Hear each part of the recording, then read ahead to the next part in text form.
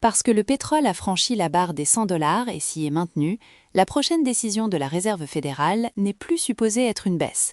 Pour la première fois dans ce cycle, les marchés à terme estiment qu'une hausse des taux est plus probable qu'une baisse au cours des 3 prochains mois. Cette inversion est ce qui a précipité le Dow Jones en zone de correction officielle cette semaine, en baisse de plus de 10% par rapport à son sommet. Le mécanisme est simple. Le brut Brent atteignant 111 $, poussé par les perturbations du transport maritime dans le détroit d'Ormuz liées au conflit iranien, alimente directement les prévisions de prix à la consommation, ce qui force les marchés obligataires à réévaluer le risque d'inflation. Le rendement du Trésor à 10 ans a grimpé de 51 points de base depuis le début du conflit, s'établissant désormais à 4,47%, son plus haut niveau de l'année. Lorsque le taux sans risque évolue aussi rapidement, les valorisations boursières se compriment de manière généralisée, et les indices pondérés par la capitalisation comme le S&P 500 et le Nasdaq absorbent le choc de manière disproportionnée. Les 3 principaux indices affichent une baisse d'environ 7% pour le seul mois de mars. Le Market Probability Tracker de la Fed d'Atlanta montre que la probabilité d'une baisse des taux s'est effondrée, passant de 60% début février à seulement 16% aujourd'hui, tandis que les chances d'une hausse sont passées de chiffres insignifiants à 15%. Yardeni Research a relevé la probabilité d'un scénario de stagflation de type année 1970 à 35% contre 20% auparavant. Le contre-scénario à surveiller, si les pourparlers de cessez-le-feu décrits par Trump comme en bonne voie aboutissent à un résultat concret, le pétrole pourrait refluer brutalement, entraînant avec lui tout le recalibrage des taux qui alimente actuellement la vague de vente. C'est dans ce contexte que Kevin Warsh, le candidat de Trump pour présider la Réserve fédérale, entre en scène, et sa situation est plus contraignante que sa confiance publique ne le suggère.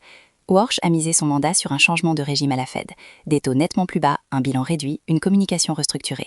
Et Trump a explicitement exigé des baisses de taux. Mais les marchés ne prévoient actuellement aucune baisse pendant au moins les 16 prochains mois, avec le Trésor à 2 ans s'échangeant près de 4%, un signal que la machine institutionnelle que Warsh veut réformer lui dit déjà l'inverse de ce qu'il souhaite entendre. L'impasse est la suivante. Un pétrole à 100 $ crée une pression inflationnaire qui, selon le cadre même de la Fed, justifie un maintien ou une hausse. Pourtant, le mandat confié par Trump à Warsh est de baisser les taux. Cette contradiction signifie que sa première décision en tant que président pourrait lui être imposée par les marchés de l'énergie avant même qu'il n'installe de nouveaux modèles ou ne change la stratégie de communication. Le gouverneur Barr a publiquement noté que Warsh ferait face à un choc énergétique dès le premier jour. Même sa confirmation par le Sénat est incertaine. Le sénateur Tillis a menacé de bloquer le vote en attendant une enquête du DOJ sur le président actuel. Si le pétrole repasse sous les 90 $, Warsh gagnera une marge de manœuvre et pourra entamer un cycle de baisse de manière crédible. Si le pétrole se maintient au-dessus de 100 $, son programme de réforme devient l'otage d'une contrainte inflationnelle qu'il ne pourra pas ignorer. Pendant ce temps, un autre type de problème de crédibilité érode la confiance dans les plus grandes entreprises technologiques. Non pas une défaillance opérationnelle, mais l'écart croissant entre l'ampleur des investissements dans l'IA et la patience des investisseurs pour les retours sur investissement. Microsoft recule de 24% depuis le début de l'année alors qu'elle dépense 30 milliards de dollars par trimestre dans l'infrastructure IA, ce que fait l'action la moins performante des 7 magnifiques. Meta est en voie de baisser le plus de 12% sur la semaine après avoir perdu un procès historique sur l'addiction aux plateformes et annoncé qu'elle poursuivrait ses investissements massifs dans l'IA quoi qu'il arrive. Amazon perd 3% ce vendredi sous l'effet de la pression macroéconomique et des interrogations sur la capacité de croissance d'AWS à justifier le rythme de déploiement de capitaux. Le mécanisme ici n'est pas que les dépenses en IA soient erroneuses, c'est que les marchés commencent à doter du calendrier de monétisation. Lorsqu'une entreprise comme Microsoft affiche sa pire performance trimestrielle depuis 2008 au cours de la même période où elle annonce l'expansion exante de données au Texas, cela signale aux investisseurs que leur réseau de rentabilité est plus lointain que ce qui avait été initialement intégré dans les cours. La situation de Meta ajoute un risque juridique à cela. Le jugement sur l'addiction aux plateformes ajoute une responsabilité structurelle qui complique le narratif autour de l'IA. Le point de pression futur sera la saison des résultats du deuxième trimestre, lorsque les investisseurs exigeront de voir si les dépenses liées à l'IA se transforment dans une accélération mesurable des revenus. Si ce n'est pas le cas, le recalibrage des valorisations de la Big Tech a encore du chemin à faire. Alimentant directement cette anxiété liée à l'IA, un choc sectoriel a frappé les actions de cybersécurité vendredi. Une fuite dévoilant le nouveau modèle d'Anthropic, Claude Mythos, conçu spécifiquement pour les applications de cybersécurité. Palo Alto Networks a chuté de 6% à 146 $ et Okta a plongé de 7% à 73,50 $, tous deux dépassant largement la baisse de 1% du S&P 500.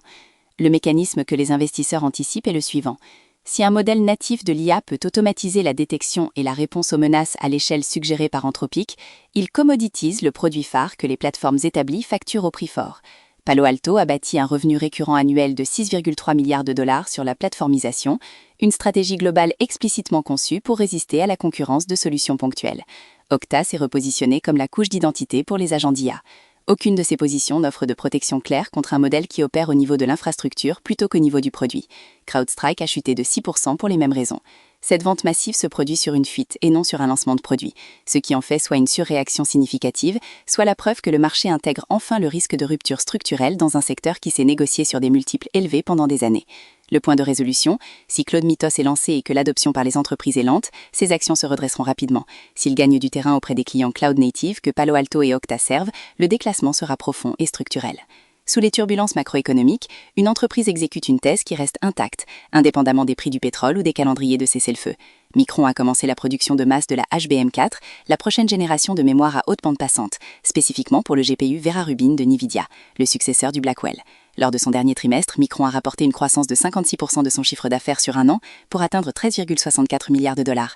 Sa division Cloud Memory, le segment HBM, affichant des revenus ayant presque doublé pour atteindre 5,28 milliards de dollars avec une marge brute de 66%.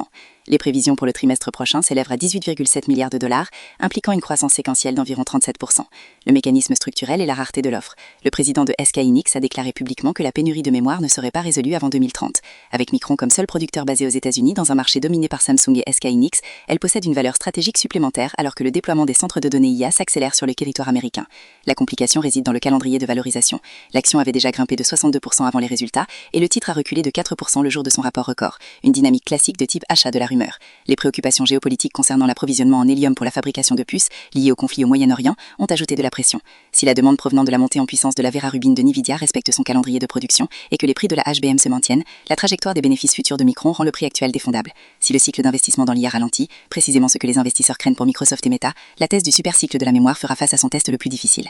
À travers ces 5 dynamiques, les points à surveiller pour la semaine prochaine sont, premièrement, si le pétrole se maintient au-dessus de 105 $ ou reflue sous les 100 $. Le niveau des 100 $ est la ligne de démarcation entre choc énergétique et inflation gérable, et toutes les autres décisions de marché découlent. Deuxièmement, si les propos de Trump sur le cessez-le-feu débouchent sur un événement diplomatique concret avant l'ouverture de lundi, ce qui serait le catalyseur le plus puissant pour un retournement de marché. Troisièmement, ce que la prochaine série de commentaires de la Big Tech révélera sur la conversion des revenus de l'IA. Si un PDG des 7 magnifiques utilise une conférence de résultats ou une apparition publique pour quantifier concrètement la monétisation de l'IA, cela pourrait stopper l'érosion de la confiance avant que les résultats du deuxième trimestre ne soient officiellement publiés.